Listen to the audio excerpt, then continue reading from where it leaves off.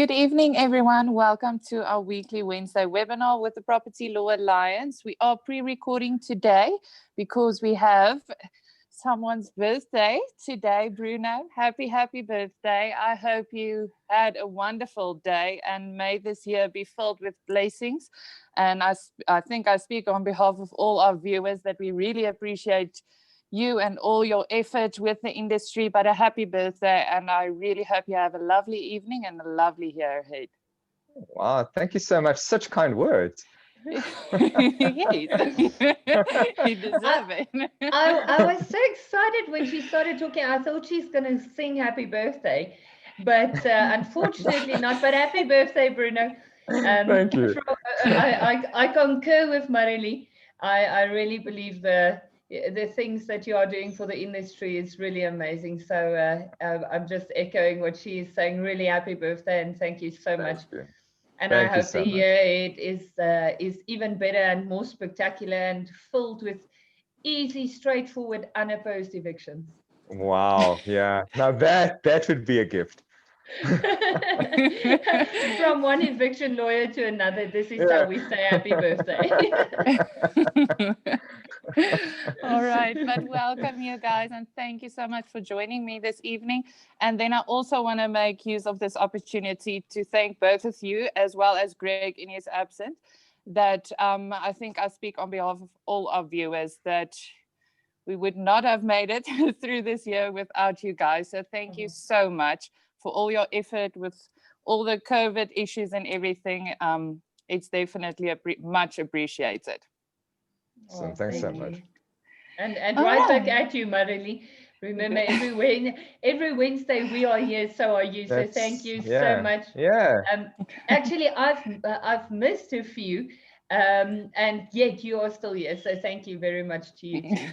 Yeah. No, without you, Marily, we wouldn't know what the hell we're doing. It's only a pleasure. All right. I think it's sorry, Marily. I think it's relevant to say to everybody why we're being so appreciative of each other, because we are heading towards the end of the year. So it's not our last episode yet, but next week will be. So we're just preparing everybody to wrap up this year.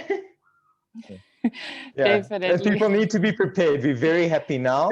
January starts off grumpy, so like you get as much as you take. So. And so now I think you definitely have the festive season vibe going on there. I'm ready. And with the sun shining on that exact direction, it makes me even look like a little Christmas angel. So I've got all the Christmasness going. I'm trying to dodge the sun. So if I do funny moves, just smile politely and look at my Christmas tree. All right, perfect. All right, guys, then I think we can get started on today's topics. First, what I want to discuss is court dates. So I know we have discussed this previously, but what type of dates are we looking at? Are you getting any court dates? So what is the current situation? I don't know, Bruno, if you maybe want to get started on that. So at Randburg Court, which isn't too bad, we did some evictions there just to kind of test the water in case High Court let us down. So Randburg, I think we got 19th of January. The next day, today we got the 19th of January, so that's not too bad. Especially with Christmas right in between. So that's actually quite a great date. High Court, I need to ask my attorneys there. I know that it's still a bit of a mission, so it's not coming as soon as we'd like. So if memory serves, it's probably around, I think if we're lucky, we got something at the end of Feb. But I just need to check. So the High Court is being a bit funny, but I think this is something that we're going to touch on today.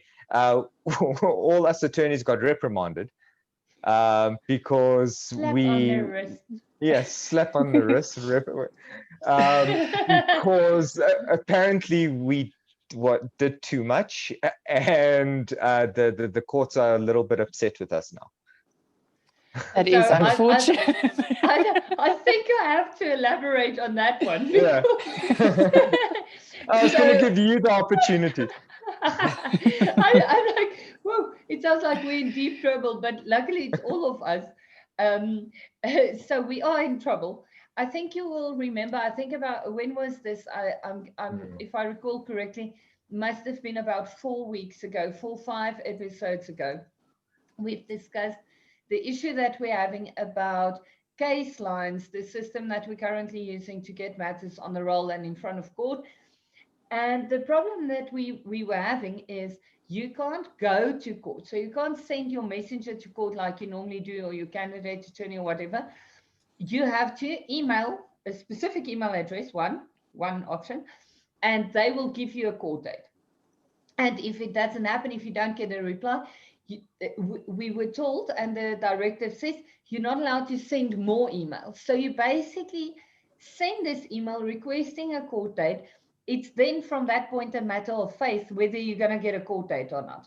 So apparently that wasn't really working that well. So what we started doing, and by we I mean Bruno did that, SSLR did that, I'm quite sure Greg would have done the same thing.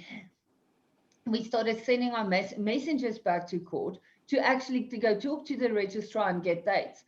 The problem, and this is now where we got reprimanded, there was a circular sent on the 27th of November by the judge president to all the legal practice councils, to all the attorneys associations, to all the bar councils, and we were definitely reprimanded. It was like being called to the principal's office, almost like that talk that the president had with us the other day about wearing masks, and we were all like, sorry. And so sort of the same thing happened here. The judge president had a bit of a go at us. We were in the principal's office. And the reason for this is the judge president said, guys, please don't do this. Stick to the regulations of the 18th of September, which says you're not allowed to go to the registrar's office. And so that's a bit of a surprise, Bruno. Now that we know we're in trouble, nobody apologized. We all just like, well, I mean, we all just like, okay, but what now? Because now what if you don't get a court date? So I feel like we're a little stuck where we are. What's your position? So look, so obviously I can't speak for the rest of the fraternity because I don't know how exploitative or abusive everyone else was, right? So there might be some logic to the judge president saying, you know, we were just overwhelmed with so many people and people were going in there and they were insisting. But I know from our perspective, like we were reasonable. We still tried to send the emails. We waited. We didn't get a response and we said, great, we're going to follow up. So, if you look at it from a good faith perspective, we weren't trying to circumvent the rules. We weren't trying to beat somebody else to the punch. We were going, well, no one's answering the emails. We can't send repetitive emails. We now need to go and ask and say, well, what's happening? Can I please get some kind of engagement from you? If you respond to the emails, by all means.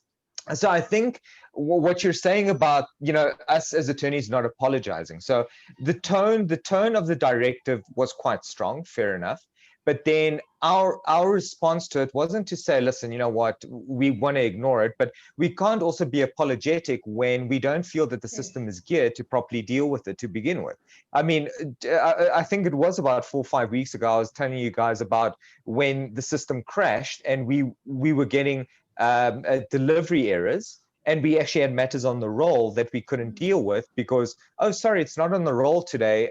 We didn't get the emails. Yes, and the system crashed, and there's nothing we can do about it. Then come up with something. Then there has to be some kind of automated system, a little calendar system where you can click and a date pops up. And I suppose that's where we are a bit unapologetic because we don't have options or recourse or something that we can do. So we are going to keep pushing. And I suppose that's the thing. Yeah. And I think a very big thing is every time we tell our clients, this is the position, we really can't get a court date. I can definitely see my client thinks, seriously, you must be joking. Like, it can't possibly be the position. So I think one of the bigger things is we are forced to find alternative ways, but now unfortunately our alternative ways were shut in our face. I wish I knew what to tell clients, because we've had clients now towards the end of November, early December, where we told them, don't stress, we're currently getting dates. We'll have a date in about a week or so. And now we go back to them and say, sorry, nothing. And they're like, but can't you do something? And then you have to say, no, I have nothing. That's, I think the level of frustration about the court system at this stage is really reaching a very intense point, especially because I don't know about what your experience is, but I'm definitely getting the feeling that I mean, clients are already very frustrated in an eviction process. And currently, with the court, the way the courts are functioning, it's just making it so much worse. So I wish there was something that we can tell clients to make them feel better about this situation. But I think at least if we openly talk about it and everybody knows what's going on, I think already it's if you know it's not just you, at least you feel a little better. No, Or at absolutely. least team frustration. No, absolutely. Look, and I mean, I get it. Some of our clients actually rely on rentals. So even if our clients are the estate agents, they're getting the pressure because their landlords need the money. So a lot of guys rely on this. It's not just about making more and more money, and you've got rich people all over the place that let properties out. And this is also about sustainability. Some people intentionally go by just to get a bit of income every month to supplement their work income. What's very interesting, and I mean, if anyone from the judiciary ever listens to one of these shows, which I promote greatly, what I don't quite understand is the introduction of case lines was a great concept, but having this document management system is quite complex, admittedly, very, very complex, having to upload, make sure everything's in place.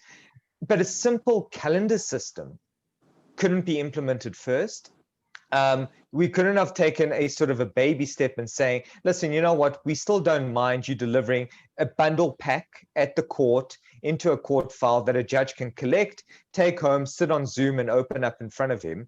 But at the very least, have a little calendar system that shows slot taken. Oh, open slot, click. And then you take the slot, and each firm is entitled to take X amount of slots per week or per day. And I like that.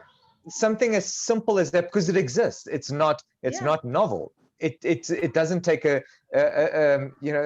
brain surgeon or a rocket scientist to figure that one out. It's right there. But I suppose that's the frustration, is they went here and then they kind of missed everything down here. Exactly. Like, I mean, a lot of beauty salons uses this system, and my doctor uses this. You can't call my doctor to make an appointment. You have to go online to book an appointment. And I like your Black Friday and COVID stock up shopping limits on X amount of dates per firm. And absolutely, yeah. I like that. I'm like, yes, that's pretty. And then in fairness, the firms have the ability to line up their appearances on one day, which makes it more cost effective for them, makes it more cost effective on billing for the client. So it's actually quite a valuable thing. But unfortunately, we lawyers are not IT people, and that sort of shows when it comes to the way we are doing this. Yeah, fair enough. All right. And in addition to that, the technical difficulties, we are at the end of the year. So the term dies non, what does that mean? Does it have an effect on court dates? If you can maybe just explain that to the viewers, to explain what it is and what the effect thereof is. I think, Silna, if you can get started on that one. Yes, definitely. So dies non, it's simple. It's a Latin term to say, so dies is days, counting days, and non is not rocket science. It doesn't count. So basically dies non means in that time period, we are not counting court days. So in all civil procedure, matters, we have a certain time limit in which we must do certain things, in which time we must reply, in which time we must respond, things like that. And dies non simply means for that time period that stops. So if you have to deliver your plea in 20 court days, that in dies non, you don't count that, it counts as nothing. So you just stop your counting for that time period and you continue after that.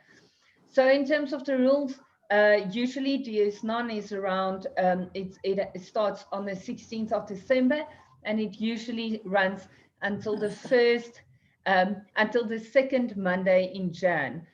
So we got a new directive today from the High Court. Bruno, I'm going to pass the ball back to you on that one. I think it was 15th to the 9th, if I'm not mistaken. Yeah, 15 to the 8th. Yeah. So starting on the 9th. To the 8th, yeah. Yes, 100%. Yeah, so this is so this is from the Constitutional Court. So a debate that attorneys always have is the Constitutional Court issues this dies non, but it's up on the Constitutional Court. So if you're ever having a Constitutional Court matter, it's an excellent directive. The problem is that not all courts do the same. So I find that the labor court sometimes does it, but not all courts issue the same type of directive. So sometimes there's a little bit of uncertainty as to what happens in some of the lower courts, because there are certain rules regarding dies non, regarding pleadings, but not necessarily all court documentation. And there's no specificity as to what happens with some of these documents. So some things may actually remain due, not on public holidays though, because with courts, you only work on actual court dates, not normal days. So not public holidays, weekends, things like that. So we are heading towards public holidays, which make it a little bit easier, but you might be in a situation where technically some of the time periods do run out. But as Silna and I had, like we discussed, that this does come down to a question of getting along, Ubuntu, whatever you want to call it, where, let's not be difficult. Let's not make each other's lives difficult. You know what I was going to say, and then I actually looked at a different way of saying it. I am impressed. I am impressed. You reined him straight back in. Don't be a bad guy. So ultimately there is this collegial approach amongst attorneys when it comes to things like that. I've never yet to this day had an attorney that tried to force something on over the Christmas period. Even over COVID, people tend to be a bit more amiable or amicable when it comes to things like that. The problem that I experience sometimes is it's not your attorneys, it's your lay persons. So those persons representing themselves when they read something in the rules and they try and enforce it. But that rarely happens, especially with us, where we're normally the people instituting the proceedings. So I think for our clients, they just need to understand over this period, there's going to be a break, and almost nothing's going to be able to happen. I think that's such an important point, Bruno, because usually people talk about, but the courts are closing. So I think it's important for our viewers to understand the courts never close. You always have access to the courts. Urgent court will always be there. So if there's a crisis that you need to get to court urgently, for instance, in the case of an interdict that you need to get, a landlord that's harassing an occupant that's threatening to set the place on fire. We always have that. We always have the urgent court to go to. But if you are in this time and you try to get to an urgent court, you need to be extremely sure that it's super duper urgent. Exactly. And it's not commercial urgency. So it's not, I am losing money. It's like irreparable harm is the term that's used in court. So unless you can prove that you're going to suffer irreparable harm, you're not going to get into court. Unopposed motions are still there and still running. The only problem with that is we already just said that we're struggling to get court dates because the registrars is already sort of getting into, like me, more Christmas spirit, which makes it a little difficult to get things done. And unfortunately, we're starting to already get the notices from the sheriffs that they're going to close. I've actually had I'm just looking at my calendar now. We've actually had a notice from one of the sheriffs that they're already closing on the 11th of December. So again, for our viewers' benefits, I'm glad you're pulling that face, because that was my thought. And I thought I'm just being, not in a Christmas spirit. So the problem is the sheriffs, once again, are forced to still do urgent service. But similar to approaching a court on an urgent basis, you need to pull a pretty impressive, cute little rabbit from a hat to get the sheriff to attend to what you need them to attend to. And if they're already starting to close on the 11th, Bruno, I think we're going to have a pretty long December. Yeah, no, absolutely. I still don't understand. Yeah, I was actually under the impression that people would be using this December to make up quite a lot of losses. And I have found that, some offices are closing a lot later than usual. But from a sheriff's perspective, there's still a lot of work that needs to be done. I even anticipated that the courts would kind of shorten recess because of all the time that we've lost and the backlog and that sort of thing. But again, I'm not here to try to be critical, but it almost just feels like everything's compounding, and people are getting frustrated, and no exceptions are being made to try. Yeah. So, but anyways, I digress. All right, perfect.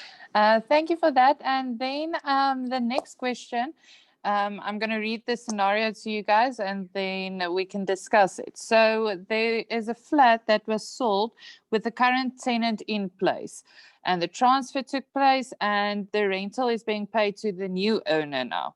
However, the flat is still furnished with the previous owner's furniture until the lease ends in March 2021. Now, the question is, who is responsible, for instance, if the fridge gives problems or if there's any other issue that comes up with the furniture? Who's responsible to fix it whilst the tenant is in the place? If the new owner didn't want the furniture. So is the new owner responsible for that, or the previous owner? I think, Silna, if you maybe want to get started on this one, then we can move over to Bruno's views. Yes, so this is actually a very interesting one. I think we're answering to pretty much the entire Remax group and and a bunch of other people as well. This is actually from them. So I promised we'll do it. We'll answer their question tonight. So it's a pleasure, Remax. We do what we can. So this is an actual matter where the problem with this is, the principle of huur gaat voor koop is something that we're talking about more in the last few weeks than we ever did before. Hey, Bruno, your Dutch is getting right up there with the amount of times we're discussing this. Because the reason why we're talking about this is because of COVID and because of the financial constraints that people are under during 2020, a lot of owners are forced to sell their properties. So a fully furnished property will lead to a whole new level of exciting things, not just in a lease agreement, but in an offer to purchase. So in most cases, it's simple. You buy the property, you don't buy the stuff in the property. In this case, exactly that. You bought the property, not the stuff in the property, but the property was rented out as a fully furnished unit. Now, to go into the detail of that, Bruno, I'll leave for discussion between you and I. But just for the benefit of our viewers, I just want to recap on huur gaat voor koop quickly. So the principle of huur gaat voor koop simply says, if there is a lease agreement in place and the landlord, as the owner of the property, sells the property, and then on transfer, the purchaser automatically ex lege, by way of law, without any addendums, without any sessions, without anything, becomes the landlord in terms of that lease agreement that's already existing.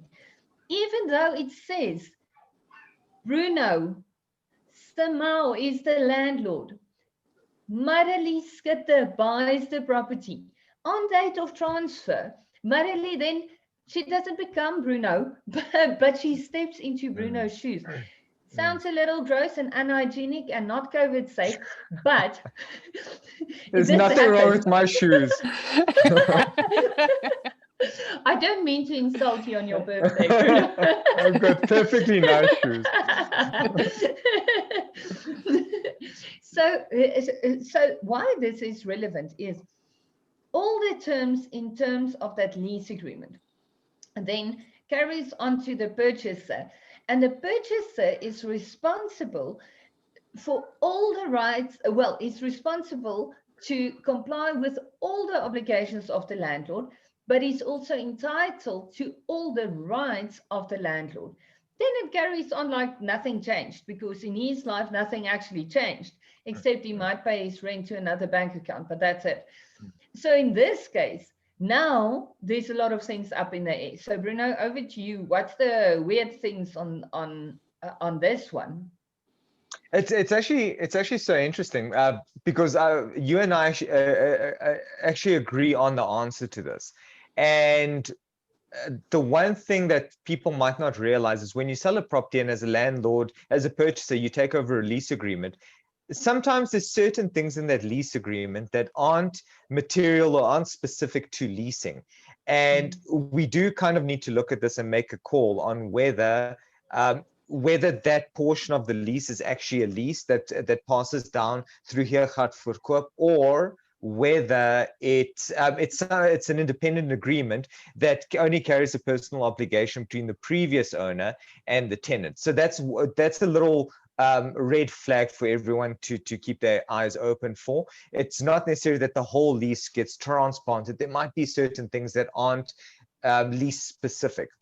But to answer on this specific question, so what Silna mentioned is generally in the contracts, this would have to be dealt with. So it's quite disturbing that that no one looked at this and went, wait, but there's a bit of a problem here. This tenant is making use of these assets or these pieces of furniture. What's going to happen to these pieces of furniture? Is the previous owner simply going to go down and remove it? And my gut tells me that if there's nothing and everything's silent, it is the previous owner's furniture, which means that the new owner would actually have to replace the furniture if the previous owner were to take it away. Insofar as the repair of it goes, that's even more interesting, because there is an obligation, I feel, on the new owner to repair, but now technically it's the previous owner's furniture. So it's in their interest to actually repair it, but they don't have an obligation to the tenant. So it's this kind of weird dynamic where the new guy has to do it because the tenant's going to complain if he doesn't, but it's not actually his to repair, it's the previous owner's to repair. So maybe the previous owner should take responsibility. And I think in that instance, we also need to try to figure out what is the arrangement between the two. There has to be some kind of underlying arrangement. No one leaves their furniture somewhere and goes, well, whatever, like I'll think about it and deal with it later. Is there some kind of rental being paid back going, thank you for your furniture, let me pay you some rent for now so that I can keep using it? And all of these things would be specific in some form of contract. But yeah, if there isn't, then it does belong to the previous owner, but you as a new owner and landlord would have an obligation to repair it because it's your tenant. And that's exactly, I think this is one of those unfortunate things where the rental agent gets caught with the actual big issue, where it was probably a different sales agent, or even just a transaction between the landlord and the purchaser and the seller, without an estate agent's assistance or without an attorney's assistance. Because and this is honestly with all the training and stuff I do for rental agents, this is exactly what I'm seeing. And seriously, sales agents, I'm not bashing you guys, I'm just saying, think of your rental friend that's also catching the ball, that's going to carry on. Remember, with a sale, you wrap it up, you finalize on transfer, all the parties, yes, we're hoping, walk away happily with their proceeds and whatever they need and the property, and everybody is happy. With a rental, it's a continuous relationship. And I see it so often that because of the principles of Huur, gaat, voor, koop, the rental agent is sort of dropped in the middle, because remember, the rental agent's mandate also ends on transfer unless the purchaser mandates him to continue with the management of the rental. So very often nobody knows this, and the next moment the purchaser says, pay the deposit to me, and then the rental agent is like, whoa, I wasn't ready for this. We calculated my commission over the entire time period. Or in a case like this, clearly the rental agent is still involved and stays involved in the transaction, which is fantastic. But what I would like to see is to just talk to each other. The amount of times this year, Bruno, that we've said, guys, get around the table, pick up a phone, get on a Zoom call, talk to each other. I swear, if people talk to each other more, we just won't make money anymore. That's sad, and yet we encourage people to do that.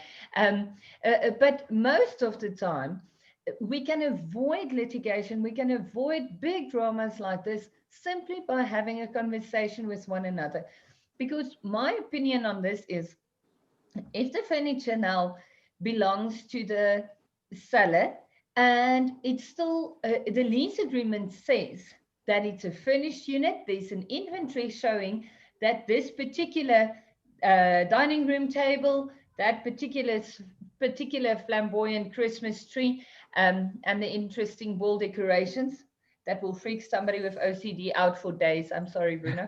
I don't know how you survive every Wednesday, but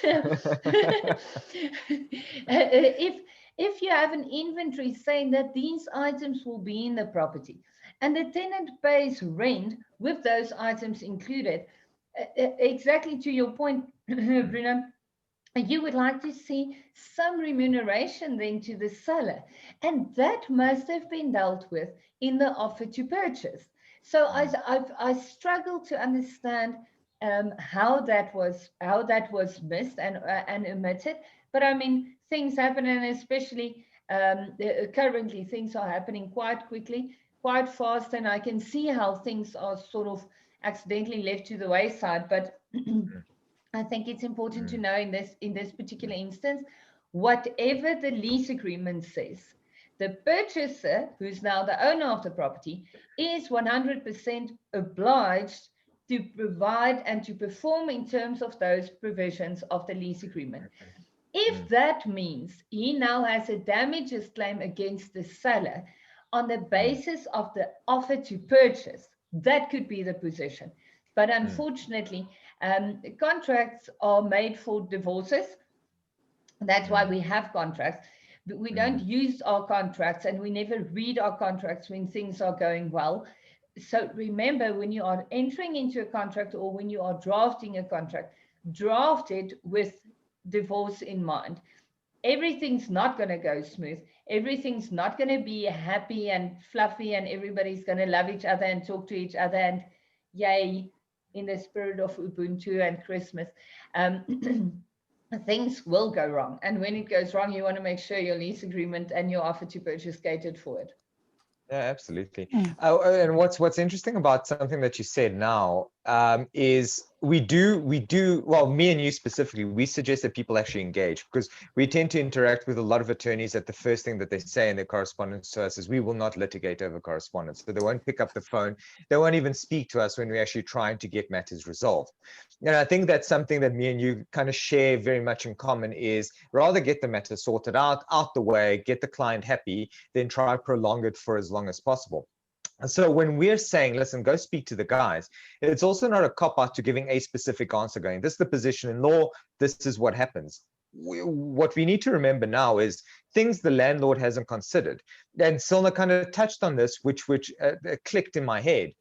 The landlord, the new landlord, now has furniture. I don't know what furniture he has. So now I'm presuming that it's, it's a nice house, there's expensive furniture. What happens, so aside from the fact that somebody else's furniture is being used, what happens to wear and tear? Because we're speaking about remuneration for rental, right? But now, if nothing has been agreed, the tenant's using this property.